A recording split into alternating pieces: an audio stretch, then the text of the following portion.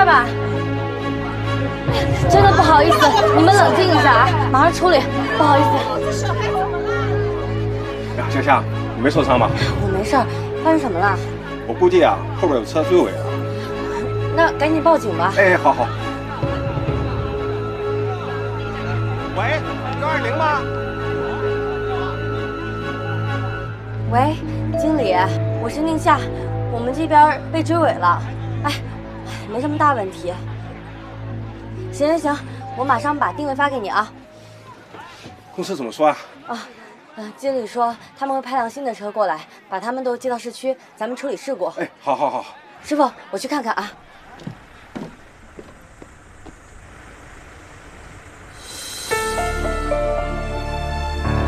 别过去，香香，危险！快回来！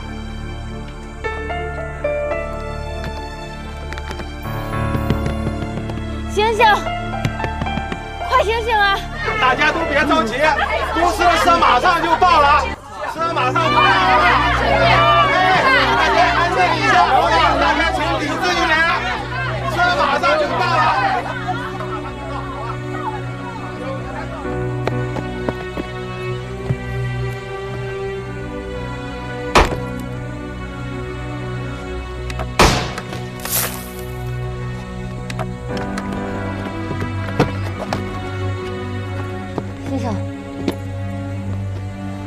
先生，你没事吧？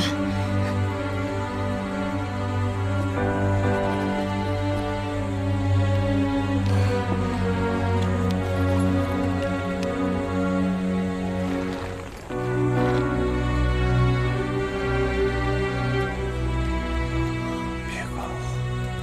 先生，一定要坚持住啊！你快走，这里很危险。你千万不要放弃，我一定会救你出来的。别管我了，快走吧，你快走吧。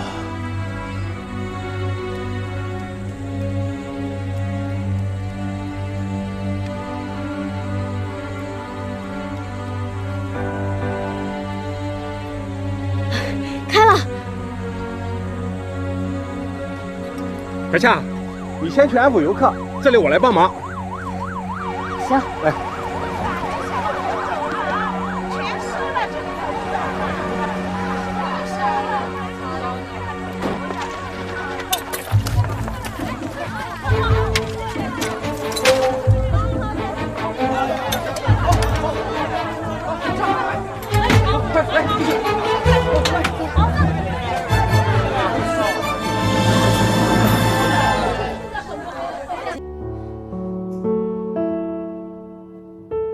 先生，一定要坚持住啊！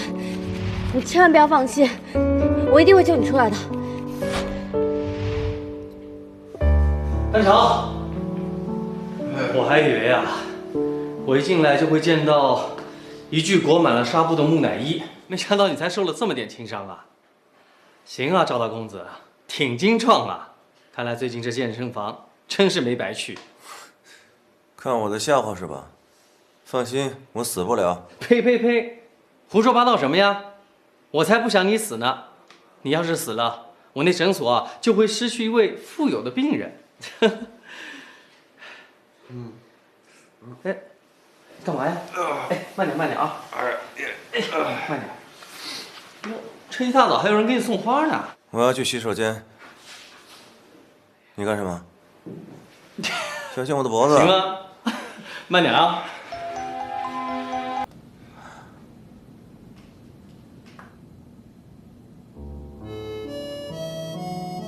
树洞先生，又是一天过去了，但是今天却不平凡，跌宕起伏，好像在告诉我，每一天都发生着意外，生命的危机，婚姻的危机。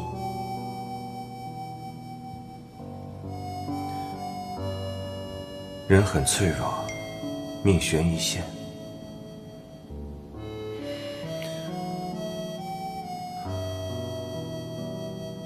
树洞先生，婚姻对我们来说，到底是什么？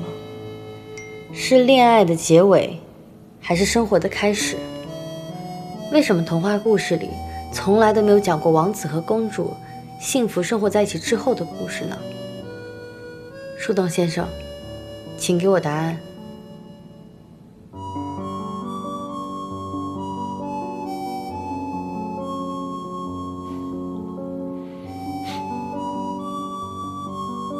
洪小豆，你有男朋友了？不然为什么对婚姻情感的话题这么感兴趣？今天经历了一场婚礼前的悔婚，让我对爱情有了困惑和悲观。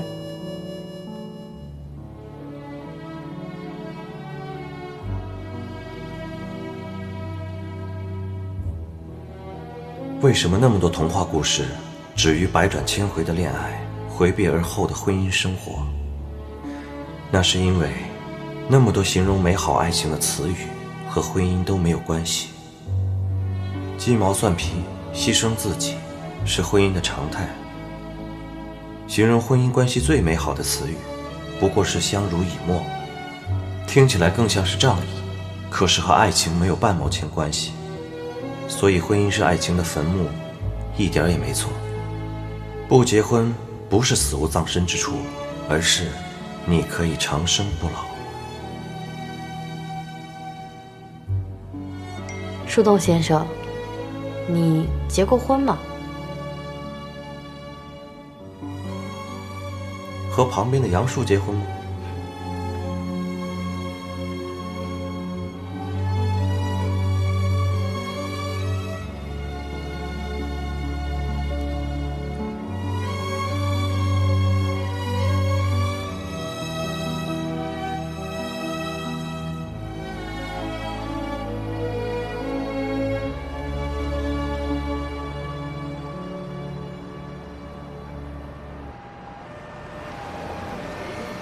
没问题吧？放心，没问题。上车吧。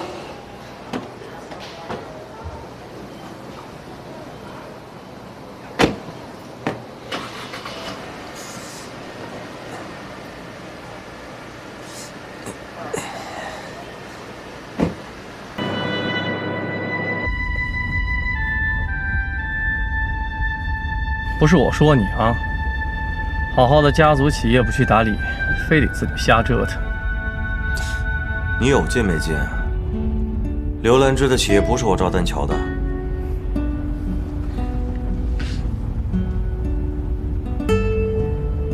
哎，国外开发的 APP 还留着呢。是啊。还有多少用户啊？回国以后，只有1个用户。1个？就剩下1个，你还给他留着浏览器呢？是啊。那时我是以什么样的心情回国的？这4年以来，如果不是这位用户，我会抑郁死的。不会是洪小豆吧？哎，你们见过面了没？没有，这本来就是虚拟的东西，谁会约服务器出来见面？你呀，就是冥顽不化。你对于别人来说，不只是一个服务器，你是一个忠诚的树洞。我倒觉得，有可能这个跟你讲了4年秘密的人，对你的帮助，比我可能更大。是啊，你对我来说就是误交的损友。大姐这次搬出去啊，肯定是因为我，估计她快恨死我了。还不是你作的，把大姐婚礼搞成那样。哎，那你跟小德怎么办啊？我跟小德商量过了，我们俩会尽快结婚的。行，但小德妈妈那边不好对付吧？小德妈妈这么做呀，是过分了，我会处理好的。行，反正不管怎么样，有什么需要的告诉姐啊。姐，你真好。行了。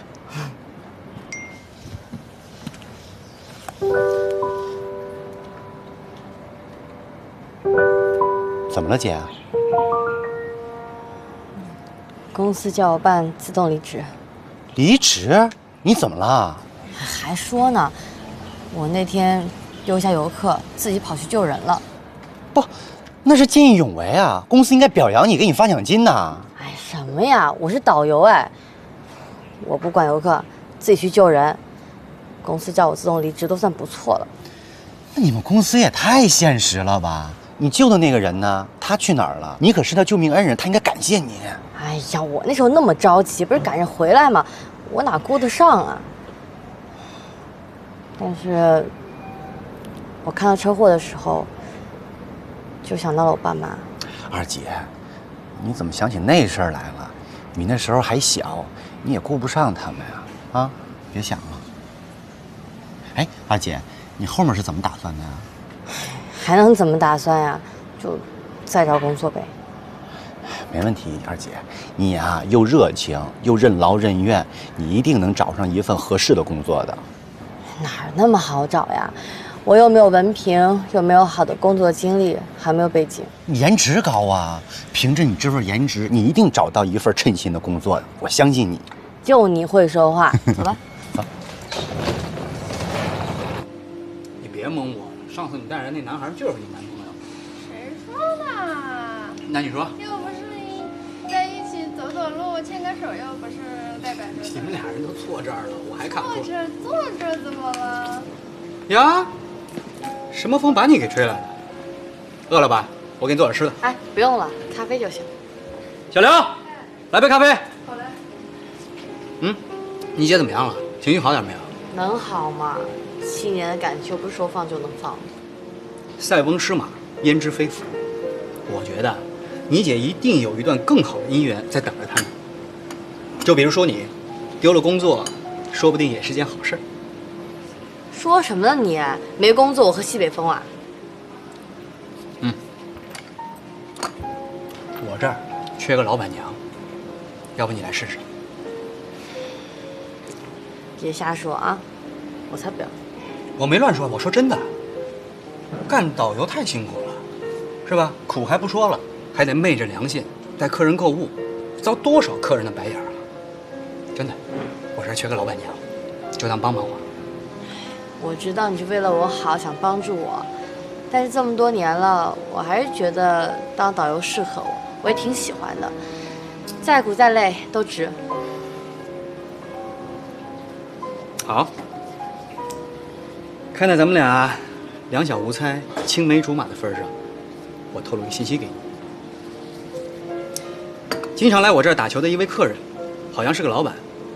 他说他们公司正在招高端定制私人策划，做什么蜜月游、金婚游，还有毕业游什么的。我觉得你挺合适的，要不要去试试？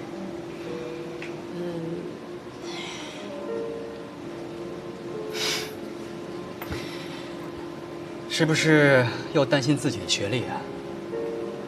那会儿不能怪你啊，你中考没考好是有原因的。我呢，亲自出马，给你做个担保，就说你是我们那块学校的学霸，怎么样？越说越不靠谱了。那家公司叫 My Way，My Way， 我走我的路，你装你的酷。你投份简历总可以吧？My way，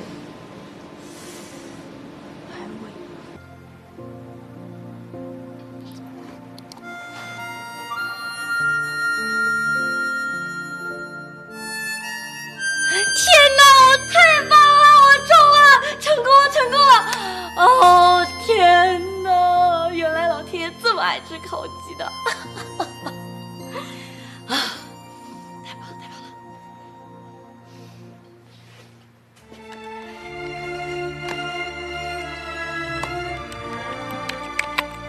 树洞先生，告诉你一个坏消息和一个好消息。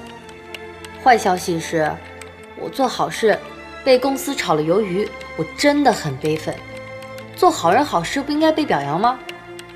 好消息是，我发了简历给一家我特别喜欢的公司，他们通知我去面试啦。洪小道，看好你，祝你成功。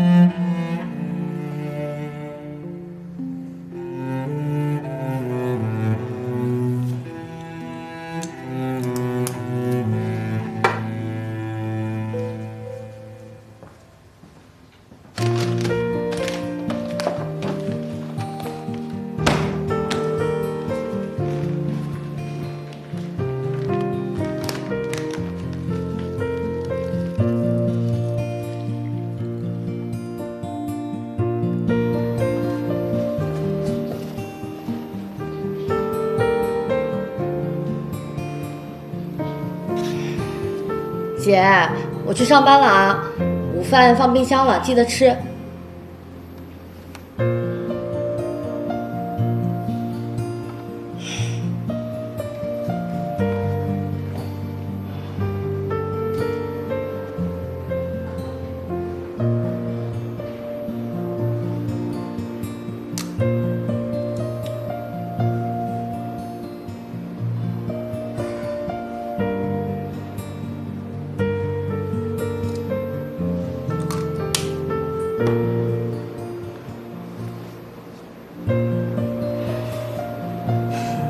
挺美的。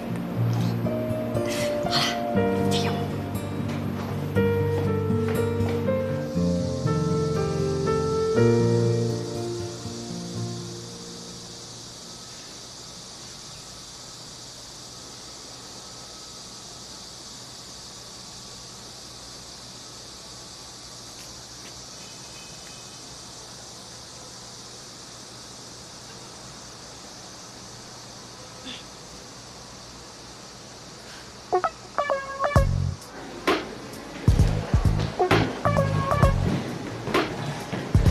等一下！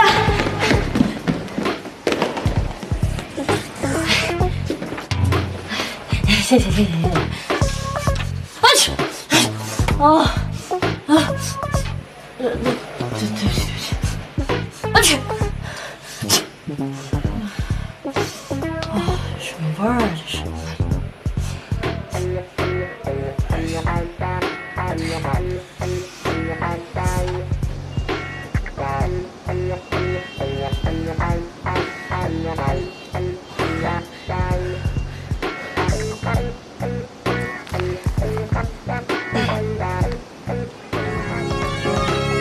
众所周知，麦味推出的经济性油产品呢，仅在6个月独占了34%的市场。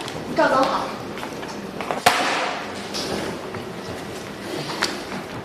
最新的季度报告是28%，下滑了6个点。我想知道为什么。这是我们公司赵总，他对我们这次招聘十分重视。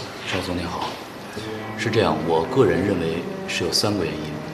首先呢，是根据我国2015年呢，它是这样的一个财务报表来确定的。等等，我现在坐在这里，要开会，面对这么多人，让我非常烦躁，很想立刻出去度假。要不你现场策划一下，看能不能打动我，让我最终选择你。好的，赵总。像您这样成功的人士呢，在人生中难免会遇到一些波折。我强烈的建议您参加我们的这个麦哲伦行走计划，而且参与计划的75%以上的客户都是平均年收入过1000万。那我是去度假，还是去谈生意？那这样，赵总，我们还有一些修身养性的计划，我也可以建议您，它可以强烈的帮助您。谢谢你的关心，你可以出去了。不是，赵总，人生总是需要一些挑战自我。我看你是在挑战我的耐心，给你5秒钟从这里出去。先回吧。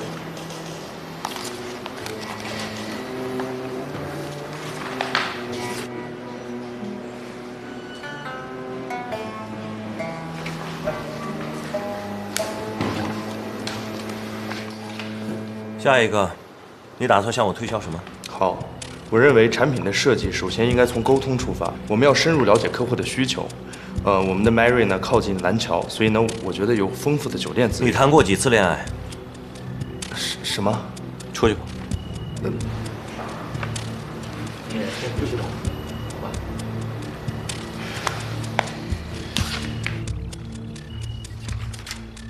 请你告诉我，什么样的车型适合年收入在200万左右的家庭进行川藏自驾游呢？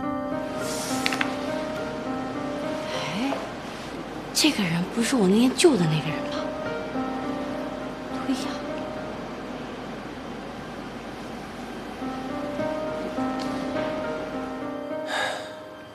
出去吧。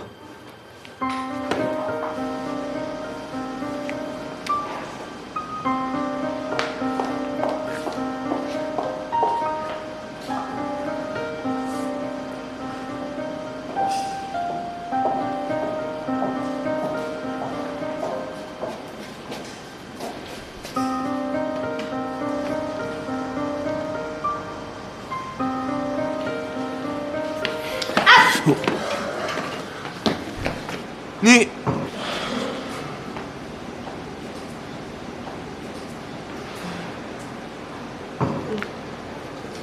对不起啊，你干什么？我来面试。你来面试的吗？还没到你就走？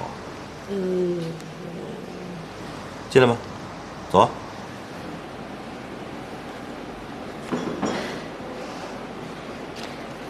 只有你们3个人进入第2轮面试，恭喜！面试的题目是共同完成一项旅游提案。在这之前，你们为什么会选择我们公司？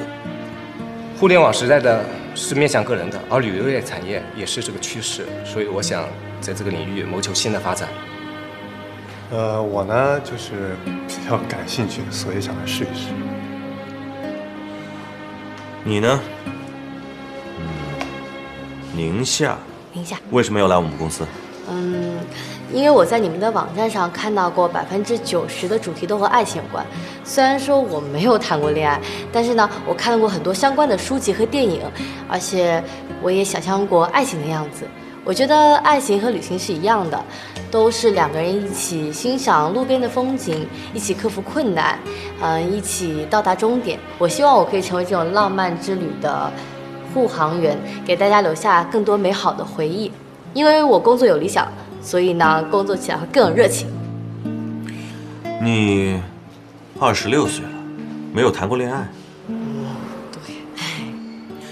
那么，26岁，没有谈过恋爱，没特殊经历，学历很低，既没有好好读书，也没有享受人生，你都干什么去了？人生过成这样，还口口声声说你会对工作投入激情，难道你不惭愧吗？你别管我了，你快点走吧。我该不该把自己施救者的身份亮出来呢？也许对我争取这份工作很有帮助。不行，我不能示弱，施救是我愿意做的，不需要用此来乞讨什么。我说，你在发什么呆呀？你听见我问你的话了吗？我不觉得平凡的人生有什么值得惭愧的呀。可是我们这份工作需要给一个有冒险精神的人。但是你们也需要有工作经验、有热情的人啊。我们这份工作还需要一个有学历的人。就算是你不给我这个职位，也不应该对我的人生妄加评论呐。是谁给你惯着臭毛病啊？以攻击别人为乐。哎，你是不是把所有充满梦想人骂出去你就高兴了？你需要看心理医生，你知道吗？好，我愿意给你这个机会。我很明白地告诉你，我给你这份工作，因为我觉得你太可怜了，就当我是做慈善好了，让你去真实的世界看一看。就算这样，你还是愿意跟我签约，对吗？即便被我羞辱了，想想月底要交的房租，想想这份工作带来的虚荣心，每天可以和这座城市里最优秀的族群进出同一栋大楼，拿着一杯咖啡，挂着一张门卡，穿着职业套装进进出出的。上班呢也不用挤地铁，出差入住高档的5星级酒店，再也不用挥舞着一面廉价的小红旗，带一群只会找麻烦、挑剔、不愿多花1分钱的游客，再也不用蹲在人满为患的旅游景点旁边扒一盒盒饭。所以想到这些和理想一点没有关系的便利，你还是会接受这份工作的。我说的对吗？所以别再说工作是为了理想。我个人认为，大家来工作，都是用自己优秀的专业技能换一份配得上老板给你的薪水。你童话书看多了吧？还是你的阅读水平只停留在小学而已？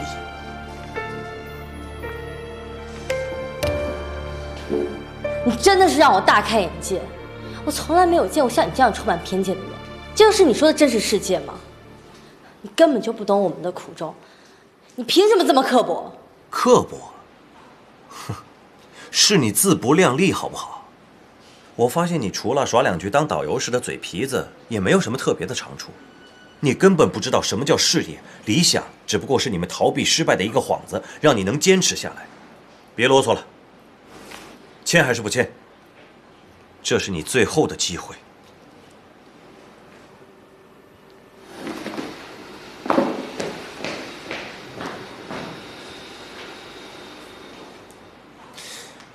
好了，今天的面试到此为止，你们可以走了。每一个人都让我很失望。赵总，我们前面各项考核，宁夏已经是最出色的了。而且之前不是讨论过他的学历问题吗？你已经让步了，刚才那样是不是太苛刻了？苛刻？这点打击都受不了，还怎么出来工作？人家第一天来面试，能跟你坚持这么几个回合已经不容易了。你知道我为什么讨厌学历低？因为我觉得学校不能教给他们什么东西。我更讨厌那种说我没兴趣、没才能、没运气的人。那他们不会努力啊，这样的话能经得起什么挑战？而且刚才我给过他机会了。赵总，您这样怎么招得到人啊？招不到也比招一群白吃饭的好。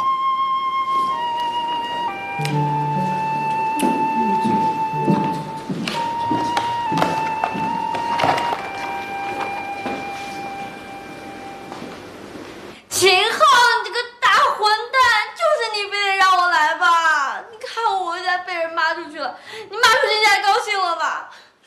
我就说嘛，我一个职高生，我怎么跟别人比呀？真是就是你，气死我了！你说这样被人骂。好了，我不跟你说了，我先挂。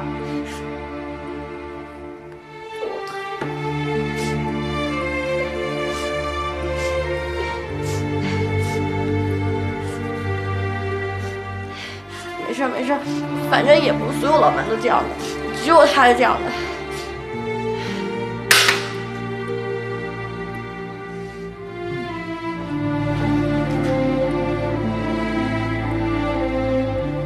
看来老板低不下高贵的头啊！怎么，这受伤了还不要人帮忙？你怎么知道我受伤了？我瞎猜的呀。哎。你是不是觉得你刚刚把我骂哭了？现在我要来帮你，觉得不好意思啊？不过没关系，反正呢，我也不想在你们公司应聘了，你也不是我的准老板，别觉得尴尬。怎么，不要啊？用我的手机发一封邮件，标准格式，内容是我们已经聘用到最满意的员工，全英文。现在，你要聘用我呀？计时开始。你只有5分钟的时间。哦，好。哎，那个密码2046，还剩4分40秒。204，哎，为什么是2046呢？问这么多干嘛？还不快点！哦，好。还有3分钟。但这个怎么弄啊？我建议你先在备忘录里写好要发的内容。对呀，哎呀，我怎么就……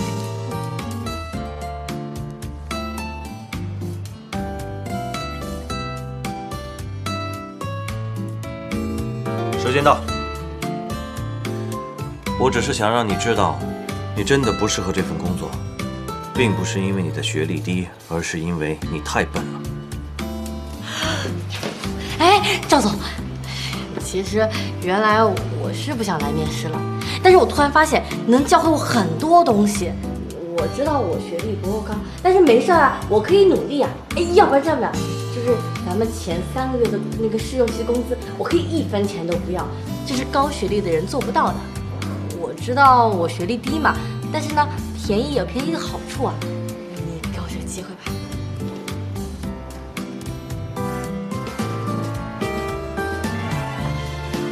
赵总。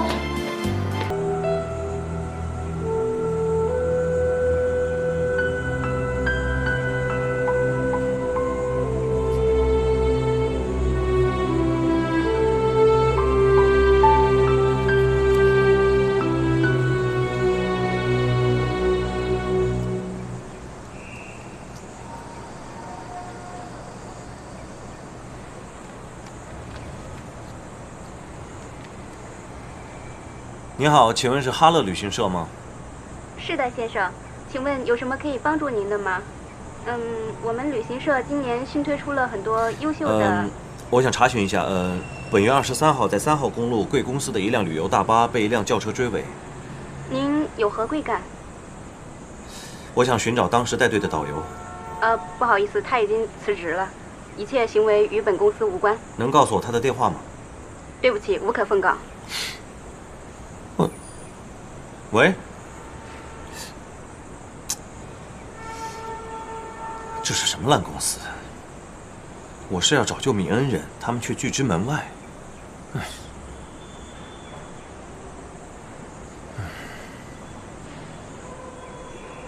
我得先进去了。行，那你就过去吧。行，一会儿见。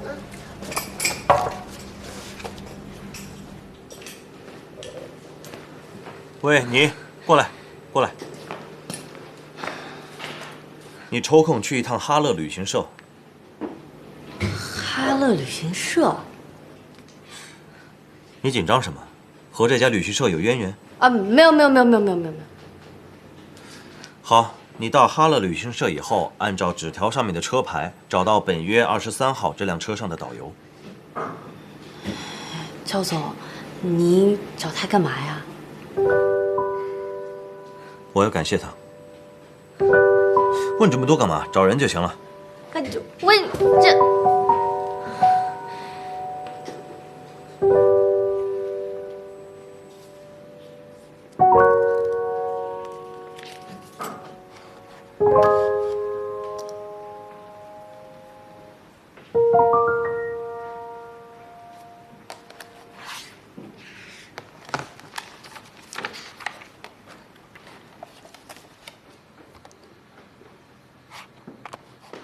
分手旅行。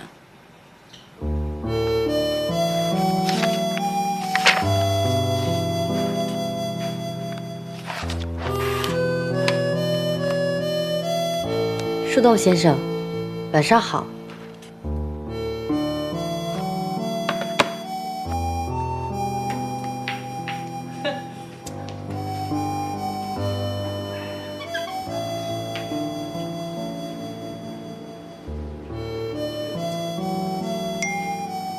告诉你一个好消息，我成功的通过面试，获得了新的工作。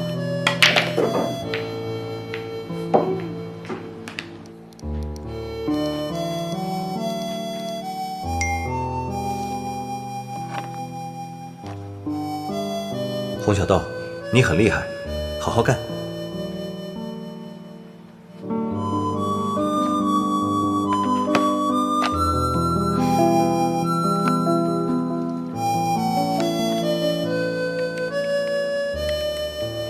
你来吧。这样就想难倒我？嗯？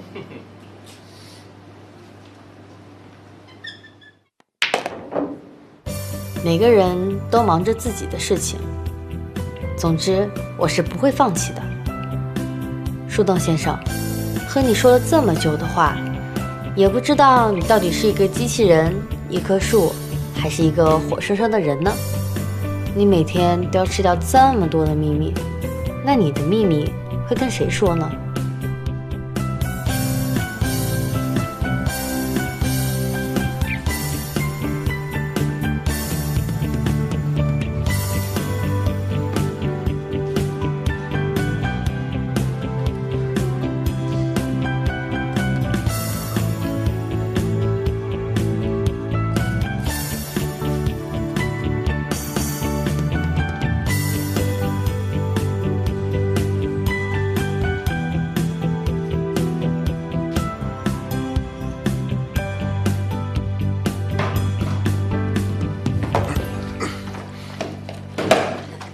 赵总，我自己来就行了。我不是想帮你，只是怕你砸坏了我们的饮水机。还有，我已经好了，别把我当老弱病残。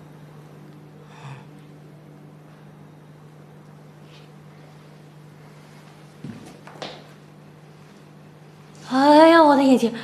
哎，我的眼睛，怎么会有沙子呢？真的很奇怪，这个大室内的还会有沙子。哎呦，有点疼。可恶！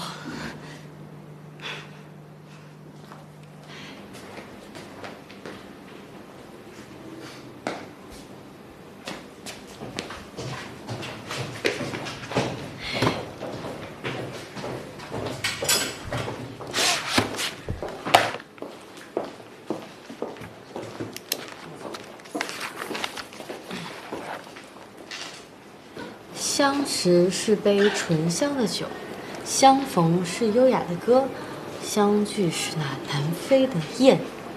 那开心的往事不为别的，只为那份纯真的友谊和彼此的依恋。写得好，写得好，也可以有啊。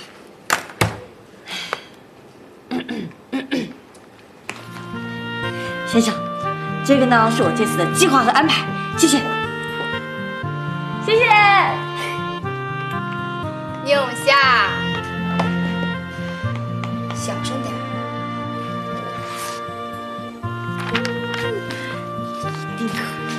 哎，小夏，客户来了。哦，好好好，去啊。哦，好，加油。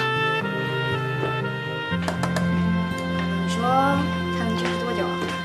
哎呦，一个职高生能坚持多久这件事情，值得我们拿来讨论。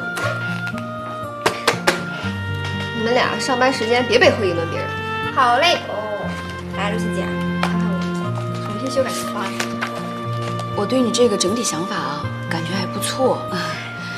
但是呢，能不能把全部的行程压缩到1天之内呢？因为我的先生第2天要出差。行，没问题。不过我想问一下，为什么张先生不来啊？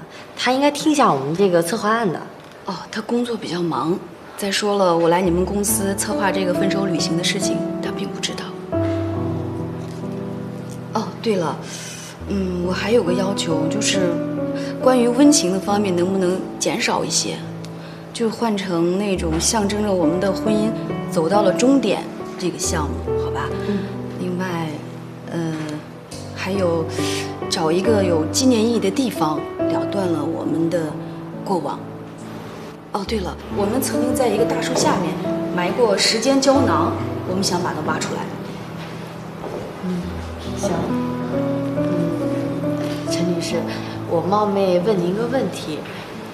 听您刚才那么说，好像你们的夫妻感情还挺和谐的，那你们为什么要离婚呀？哎，不好意思，我就随便问问。那这样吧，等我这个方案修改好了，我第一时间发给你们邮箱。行，那麻烦你了啊。没事，那就这样啊。哦，对了，我听说你们麦味公司的，在业内的知名度很高，还有听说你们的老总年轻有为。哦，您是说赵总吧？您认识他？哦，不，我不认识他，我是听朋友介绍才来的。不过，确实是很专业。哎呀，谢谢您，谢谢您，我很满意。好了，那就这样吧。那您慢走。哎，好，再见啊。好，慢走。哎，再见。真奇怪，为什么要离婚啊？你是做项目的，不是查户口的，人家离婚和你有什么关系？我不是这意思啊，我就觉得劝和不劝分嘛。这是你接的第1个 case， 你最好小心一点，不要再被我抓到打探客户隐私的这种事情，明白吗？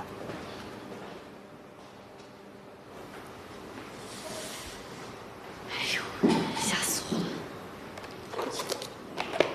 哎，听说她在婚礼上被甩了，是真的吗？何止被甩，她老公是直接带着别的女人就跑了啊！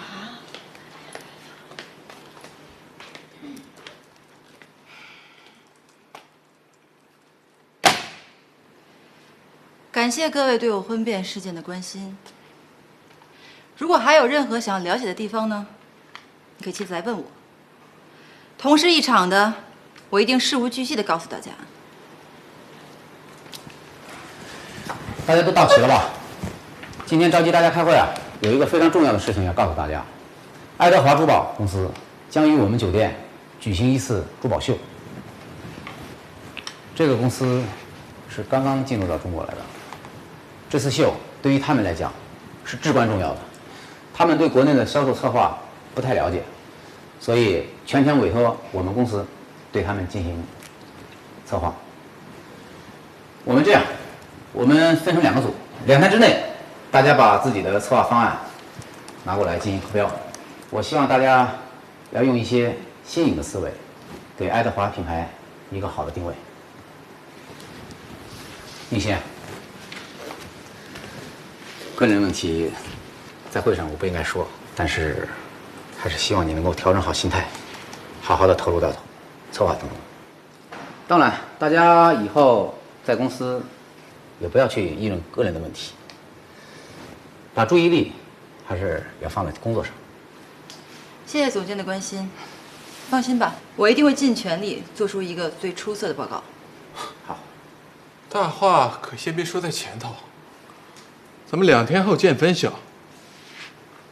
行，既然大家信心十足，那我们就马上开始。散会。好，来吧，我们走吧。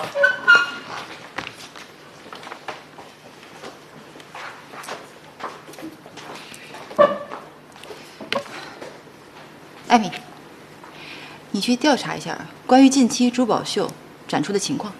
好的。Sherry， 你帮我查一下这个爱德华珠宝公司，他们公司的背景，还有他们对于产品的定位。嗯，好。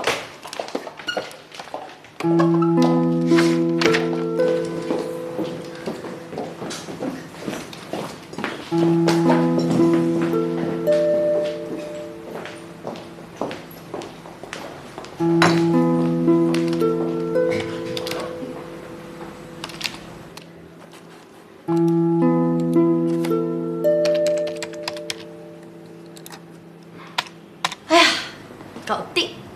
原来电脑系统还有不一样的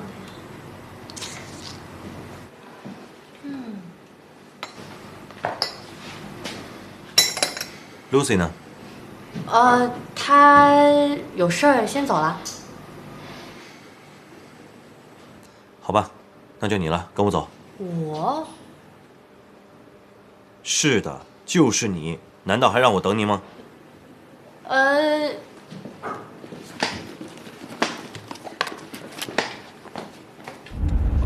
赵总，你到底要带我去哪儿啊？轮不着你打听的事。那你干嘛叫我出来？等一下你就知道了。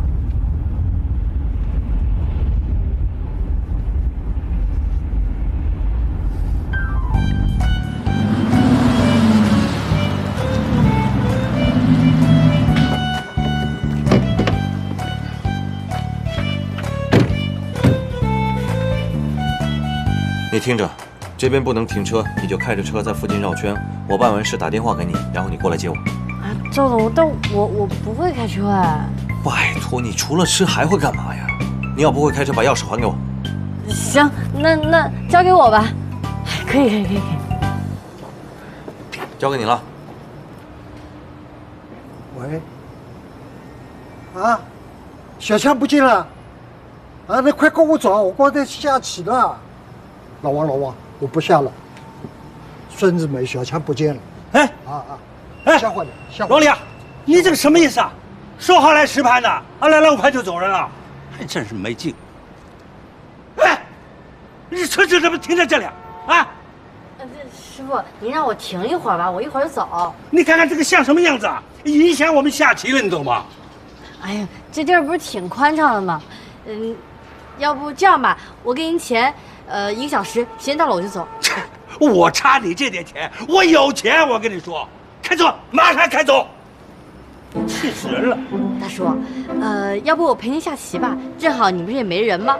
如果我要赢的话呢，我就等到老板来；如果你要是赢了的话呢，就把车开走。你陪我下棋？我的棋龄比你的年龄大几倍，你陪我下棋？哎呀，那来1盘。真要陪我下棋？当然啦，来吧。你不脑残吧？来吧。来，摆。我倒不信了，和黄毛丫头跟我来比。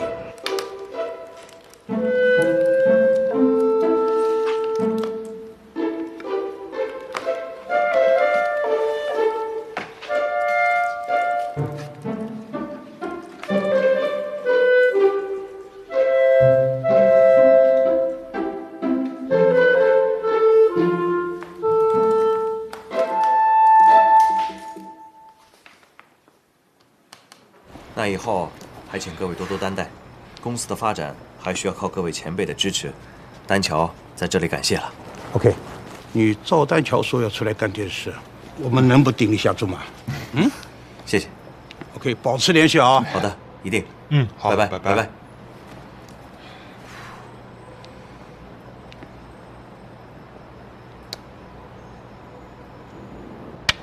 将军啊，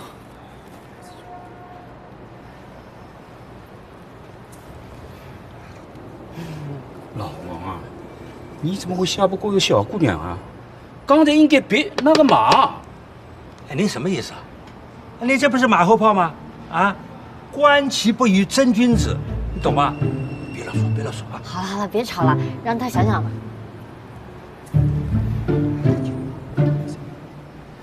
哎呀，别吵，让好好想想。哎呀，这下棋呢，干嘛呢？这是。宁夏，赵总，我让你看车子，你却在这下棋，还挺会找乐子。我在看着他呀，这不是完好无损吗？你是不是要接着下棋啊？不，稍等一下。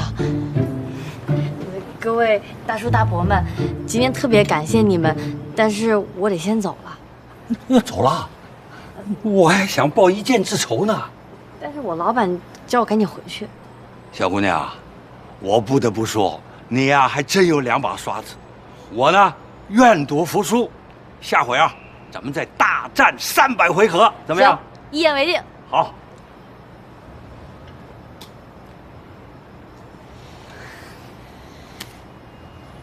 赶紧上车。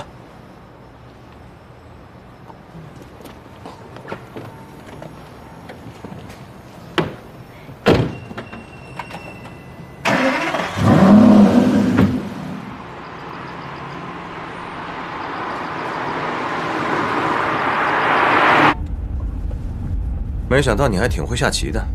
还行吧，我以前学过一些。光学这些没用的东西。这个怎么能说有没有用呢？这个是种乐趣。你现在该学的还没学会，连重要的生存能力都没有，光顾着追求乐趣。哎呀，赵总，我也没有你想的那么不学无术。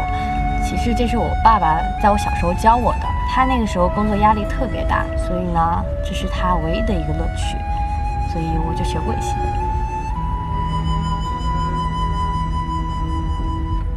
那现在呢？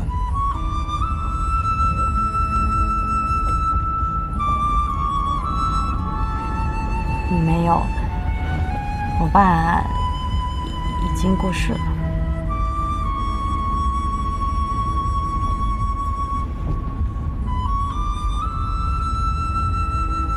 抱歉。没事儿，很久以前的事情了。我不会因为你跟我说了这些就降低对你的要求。我也没这么想。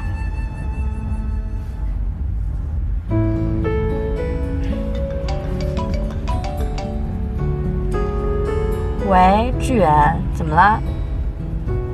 什么？你们胆也太大了吧！这样吧，秦昊酒吧见啊，一会儿过去。啊！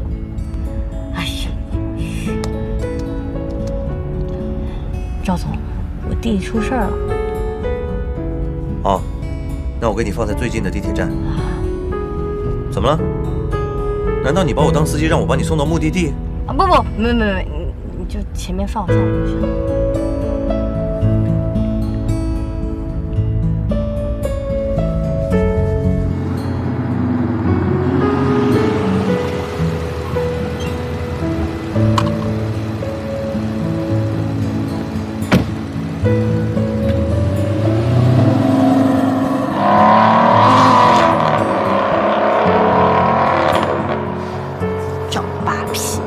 要没有我，能停那么久？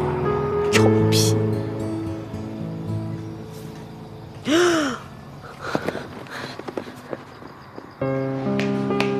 呀，什么情况？姐弟俩都来了，喝点什么？喝什么喝呀？志远，你看看你干的好事儿。姐，这个不能只怪他，这是我们俩一起决定的。志远，啤酒。我喝啤酒，你给我老婆来杯那个热水，她怀孕了。是不是啊？什么时候的事儿啊？刚刚领的证。行啊你。哎，姐，你这干嘛开会呢？我说志远，你知道我工作多忙吗？非把我叫来干嘛呀？姐，两位姐姐都到了，今天我就隆重的宣布一下，我跟小德同志今天正式领证了。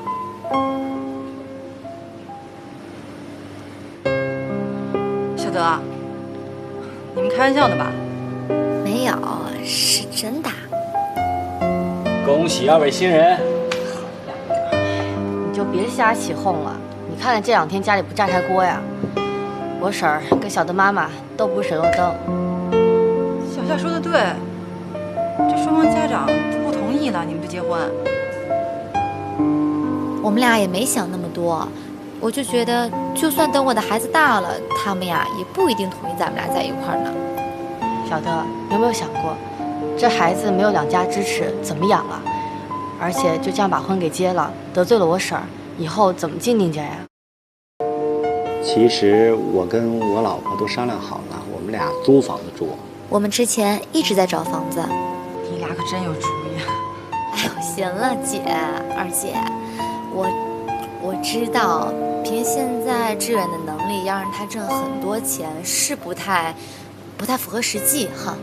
但是我也不求以后能够大富大贵，我就想啊，咱们小两口以后啊都能有一个稳定的工作，踏踏实实、平平淡淡的，一起撑起一个家，这才是最重要的，不是吗？完全同意，干得漂亮！耗子，别起哄。那你们打算一直不告诉父母啊？会告诉的，我们已经想好了，等过几天就把咱们爸、咱妈接出来，给他们做一个坦白交代。对，要等着咱爸妈都同意，我不成第2个隋然了。哎，说什么呢你？有没有眼力劲儿？算了，都已经过去的事儿了。小德，你们2个既然结婚证都领了，我们也不能说什么。我弟这个人吧，虽然没什么大出息，不过经过多年考察，基本上算是一个善良的好少年。以后你们2个在一块儿啊，你就多包容，他有什么做的不对的地方，告诉我们俩。来，为弟媳妇儿干杯！来，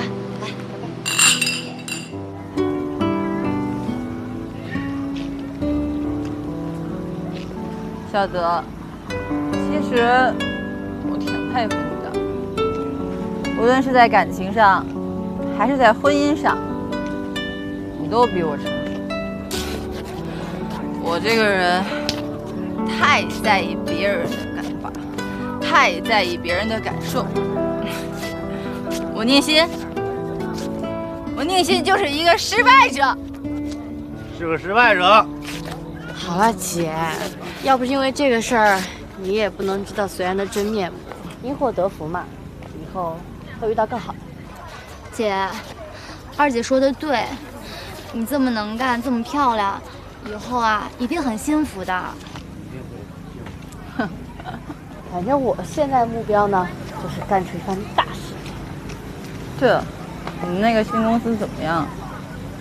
别提了，老板天天板着一张脸，跟全世界都欠他似的，简直就是个自以为是大变态。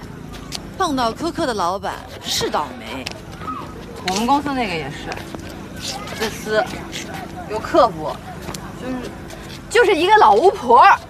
打倒大变态，打倒老巫婆，打倒大变态，打倒老巫婆，打倒大变态，大变态。丹乔，这些都是你喜欢吃的，你多吃点啊。今天又是张妈给你打电话，你才肯回来的吧？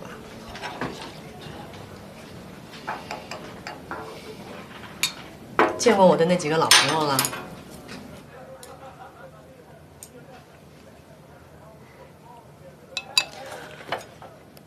你的公司有什么前途啊？啊？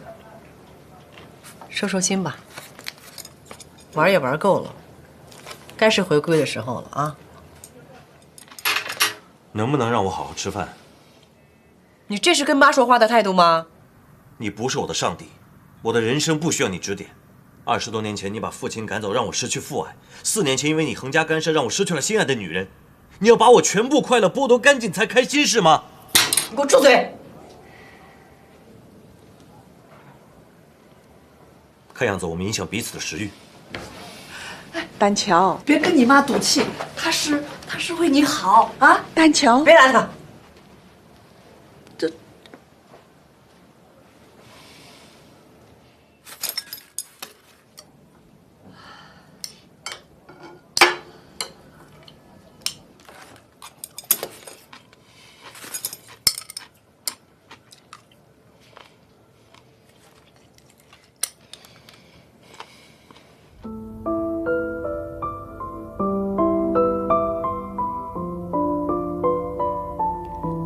树洞先生，人世间的烟火会有多少次无罪的错误和迷失？怎样才能把悲伤从心里抹去？可以抬头望月亮，望着望着就忘了。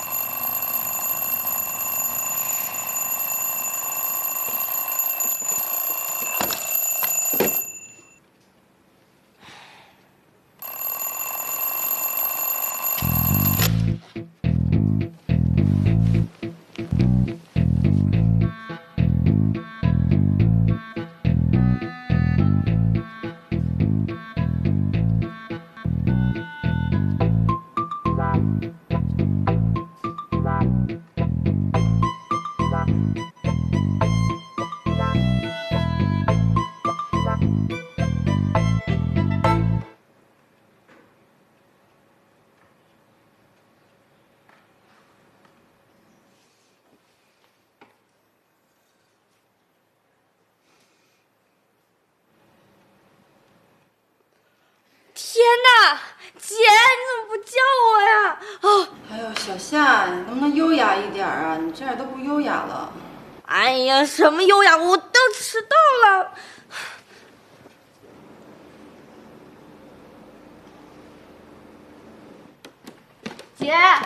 姐，我上班去了啊。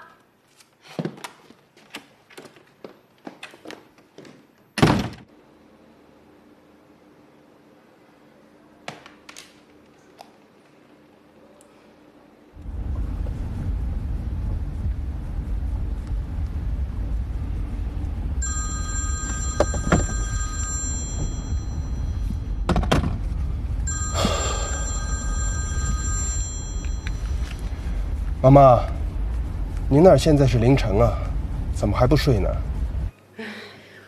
妈睡不着，真宿的睡不着呀。儿子，你要给妈讨回公道啊！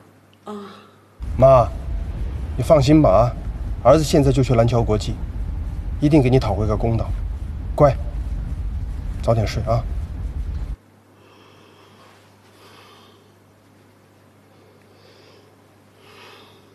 我觉得那个案子我们还是可以考虑的，他们之前看过，没问题。静瑶，刘董事长，好久不见，我代表家父向您表示问候。令尊身体可好？还好。那就好。哎呀，时间真的过得太快了，我到现在还经常想起我当年和你父亲在一起艰苦打拼的日子。好在你父亲有你这么优秀的儿子来接班，我想他完全可以在家里颐养天年了。刘姨谬赞了，小侄以后还有很多事，让你多多提携与扶持。来，二位，我们请吧。来。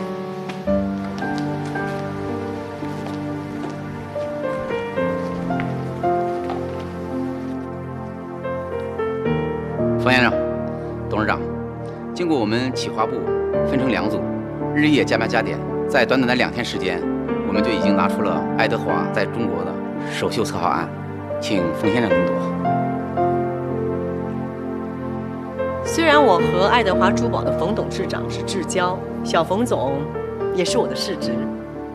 但是，我们还是要公私分明。同时呢，我也特别感谢爱德华珠宝对我们蓝桥国际的信赖，因为这关系到爱德华珠宝能否打开中国内地市场的首站，也关系到我们蓝桥国际能否与爱德华珠宝进行长期合作的一个关键。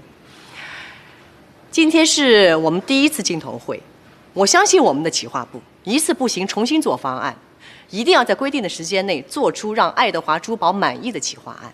一句话，势在必得。好，那下面有请我们企划一组的组长讲几句。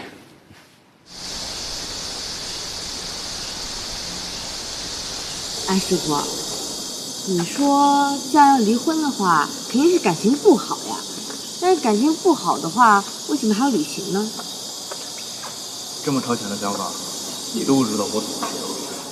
小夏，我跟你说，你的思维可以去做哲学家了。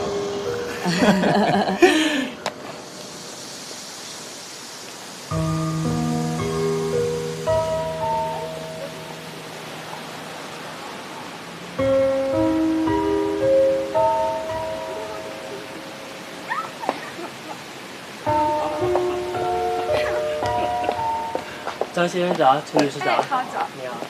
哎，出来了。哎，不好意思，来晚了。你看啊，她要化妆的。不好意思，定制的好，上车吧。慢点啊。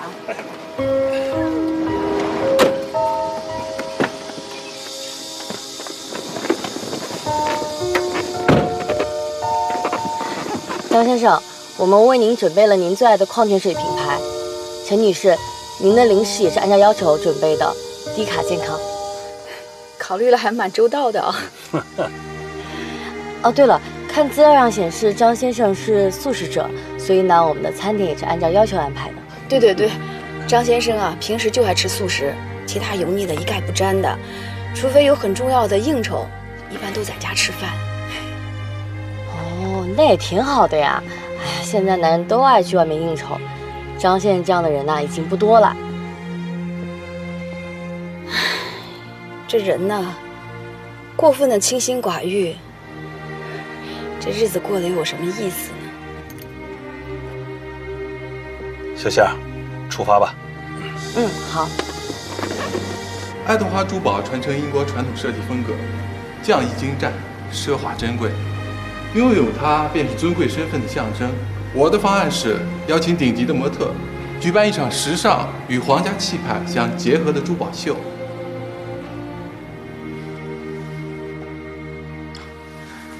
好，那下面有请我们企划二组组长讲几句。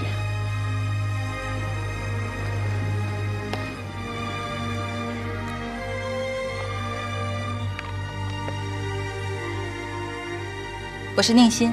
说到珠宝，我想大家很快想到奢侈，但是其实珠宝更加代表爱和美。我们计划将莫泊桑的小说《项链》以情景剧的形式在珠宝性上演出。说到项链这个故事，相信大家已经很熟悉了。通过这个故事，我们不难想到3点：首先，各个阶层的女性都有爱美的追求，而爱美呢是女人的天性。其次就是关于如何爱美，这就涉及到如何分辨真假珠宝，当然这是需要后天进行学习的。第三就是关于诚信。故事的主人公由于丢失了项链，耗费了将近10年的时间，这表达出爱美女性诚信的好品质。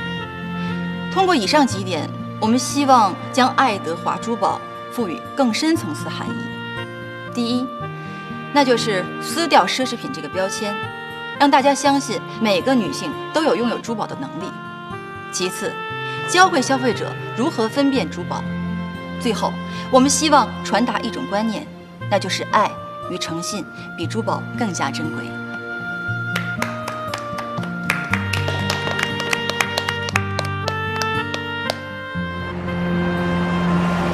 树洞先生，人永远不会珍惜3种人：一是轻易得到的，2是永远不会离开你的，3是那个对你一直很好的。